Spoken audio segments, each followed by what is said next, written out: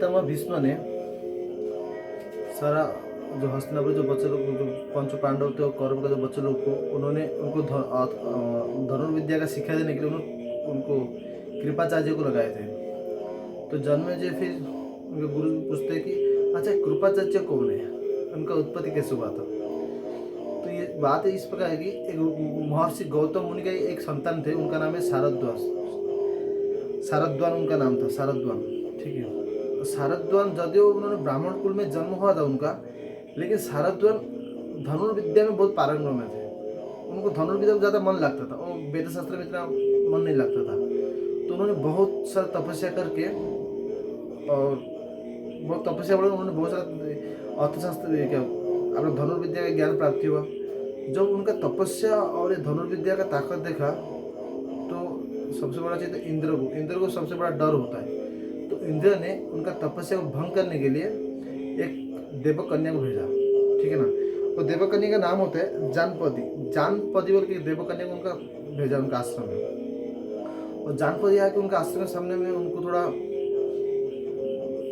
मोहित करने के लिए अपना अपना जो ये करने लगे उनको। तो जानपदी को उन्होंने देखा महर्षि शारद्वान ने, तो पहले तो उनका शरीर कांपने लगा, उनके हाथ से धनुष गिर गया, ऐसे होके उनका वीर्य विस्खलन हो गया। फिर बाद में उन्होंने मन को ना कंट्रोल करके वहाँ से निकल गए। जब उनका वीर्य स्खलन हुआ तो वीर्य ना दो भाग में डिवाइड हो गया। दो भाग में जब डिवाइड हो गया उसमें दो संतान उत्पन्न हुआ, एक का नाम था कृप और एक का नाम था कृपी। तो कुछ दिन समझो बस उसी रास्ता में अपना राजा शांतनु जा रहे थे। तो राजा शांतनु जा रहे, राजा शांतनु का जो सिपाही लोग थे उनको पता लगा कि यहाँ पे दो बच्चे हैं। तो इसने उनको उठा के लेकर राजा शांतनु को देखे, महाराज दो बच्चे यहाँ पर गिरे मिले। तो शांतनु बोले चलो ठीक है, हमारा हम लोग उनको अपना राज दरबार में लेके जाते। उनके घर पे लेके आए। शांतनु उसको अपना बेटा बेटी की तरह पालन करने लगे। जैसे बेटा बेटी की तरह पालन करने लगे तो उसके बाद शारद्वान को अपना जोगबल में उनको मालूम हुआ कि मेरा जो वीर्य खनन हो गया था उसमें जो संतान उत्पन्न हुए थे वो दोनों संतान को शांतनु में पालन करते, इसलिए शारद्वान वहाँ प्रकट हुए, वहाँ पर आए। वहाँ आने के बाद फिर उनको बोलते कि ये कौन सा गोत्र का है, उनको कैसे शिक्षा देना चाहिए। उन्होंने सबको शिक्षा देकर शारद्वान फिर वहाँ से अंतर्ध्यान हो गए। तो इसी प्रकार उन्होंने वही कृपाचार्य धीरे धीरे बड़ा हो गए, उनका हस्तिनापुर में रह के पंच पांडव को और अपने कौरव को बच्चे लोग को ज्ञान दे रहे थे। लेकिन पितामह भीष्म सोच रहे थे कि उनको और ज़्यादा ज्ञान कैसे मिले, तो इसलिए उन्होंने सोच रहे थे। तो इसलिए उन्होंने क्या द्रोणाचार्य को उन्होंने काम पे लगाया। तो जन्मेजय भी दोबारा पूछते भीष्म जी कि द्रोणाचार्य कौन है, उनका उत्पत्ति कैसे हुआ। देखो द्रोणाचार्य जो है ना एक राजा थे, उनका नाम था भरद्वाज। एक महर्षि थे, उनका नाम था भरद्वाज। वो गंगा का तट पर निवास करते थे। एक दिन क्या हो गया, एक अफसर आया था, उसका नाम घृताजी बोल के एक अफसर आई थी। तो जमुना में अपने गंगा में स्नान करने के लिए, जब वो गंगा में स्नान कर बाहर निकल रही थी उस टाइम में अपना भरद्वाज महर्षि ने गए। जैसे उनको देखा, उनको देखते ही उनका वीर्य स्खलन हो गया। जिससे वीर्य स्खलन हो गया उन्होंने क्या वीर्य को एक द्रोण पे रखा। इसलिए जो द्रोणों पे रखा उसमें से द्रोणाचार्य का उत्पत्ति हुआ, इसलिए उनका नाम रखा गया द्रोणाचार्य। फिर ये जो भरद्वाज ऋषि का एक दोस्त एक राजा थे, उनका नाम था पुष्यत बोल के एक राजा थे जो कि भरद्वाज मुनि का दोस्त थे।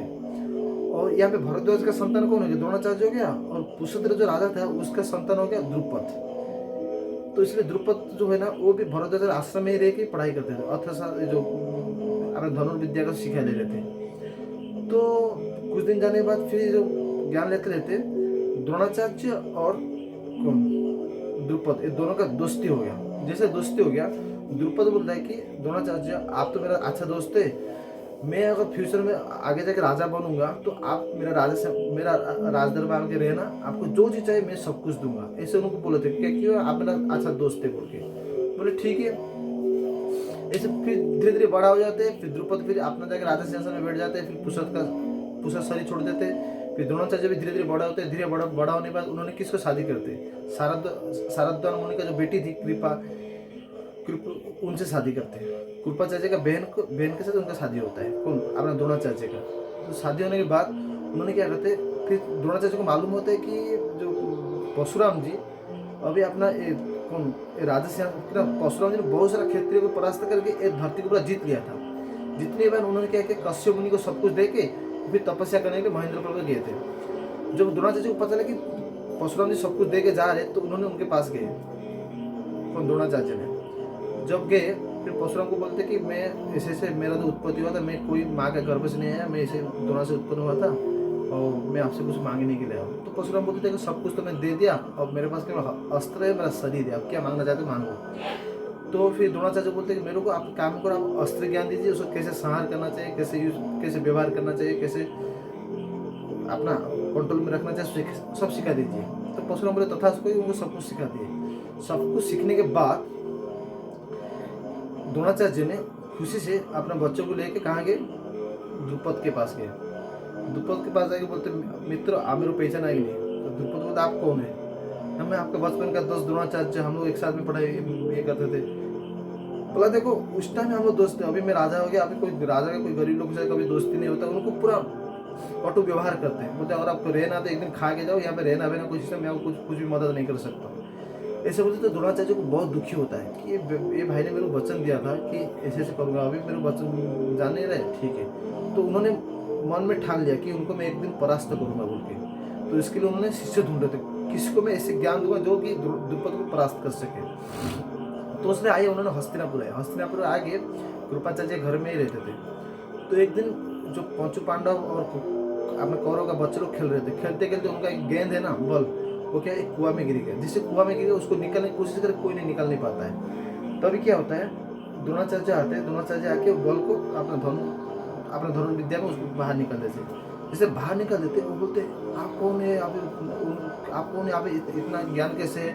तो इसलिए उन्होंने बोलते कि आप काम करो, आप जाके पितामह भीष्म को बोलो कि ऐसे जो व्यक्ति आया था एक सब मेरे वो हमारा बॉल को निकाल के दिया। तो अच्छा, तो उन्होंने जाके पितामह भीष्म को बोलते कि ऐसे ऐसे व्यक्ति आया था। तो पितामह भीष्म समझ जाते कि द्रोणाचार्य आ गया अभी। तो उन्होंने द्रोणाचार्य को पहले ढूंढ रहे थे, द्रोणाचार्य आ गए। फिर उन्होंने बोलते पंचु पांडव को बोलते हाँ आप उनके सब कौरव को और पंचु पांडव को बच्चों को ज्ञान देना। तो तभी उन्होंने ज्ञान देना स्टार्ट कर देते।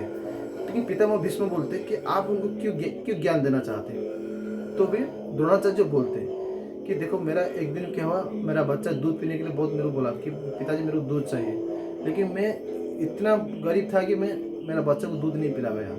लेकिन क्या करे, वो क्या क्या उसको फिर मैं बाहर गया था दूध ढूंढने के लिए, लेकिन जो बाकी लोग जो दूध पी रहे थे उन्होंने आटा में ना पानी मिला के मेरा बच्चे को दूध बोल के पिला रहे थे। मेरा बच्चा बहुत खुश हो रहा था कि देखो मैं दूध पी लिया। तो मेरे को बहुत दुखी हुआ, मैं बच्चा को इतना ये निकलता, इसलिए मैं द्रुपद के पास गया कि थोड़ा मदद मांगने के लिए। लेकिन द्रुपद मेरे को निंदा करके भगा दिया। इस प्रतिशोध में मैं उनको प्रतिशोध लेना चाहता हूँ कि मैं उनको सिखाना चाहता हूँ कि मनुष्य समय कितना बड़ा बहान है बोल के।